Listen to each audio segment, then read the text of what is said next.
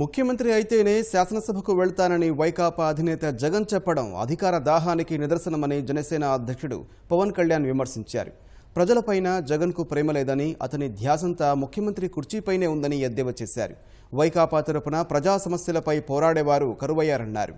గుంటూరు జిల్లా ప్రత్తిపాడులోని ఎన్నికల సభలో పాల్గొన్న పవన్ ఇజ్రాయెల్ తరహాలో సాగును అభివృద్ధి చేస్తామని, రాష్ట్రంలోని 25,000 మంది యువతకు శిక్షణ ఇచ్చి పోలీసు కమాండోలుగా నియమిస్తామని చెప్పారు. జగన్మోహన్ రెడ్డి గారికి నిజంగా మన మీద ప్రేమ ఉంటే వెళ్ళి చట్టసభలో కూర్చోవాలి, అసెంబ్లీలో కూర్చోవాలి. అరే మనం పత్తిపాడు నియోజకవర్గానికి సాగునీటి అవసరాలు సరిపోవట్లేదని పోరాడాలి. ఆయన నేను ముఖ్యమంత్రి అయితే తప్ప ఏ పోరాటం చేయనంటా ఉన్నారు. మరి నన్ను చూడండి, ఒక ఎమ్మెల్యే లేడు, ఎంపీ లేడు, చిన్న కౌన్సిలర్ కూడా లేడు, కానీ నేను వచ్చి రోడ్ల మీదకి వచ్చి పోరాటం చేస్తాను.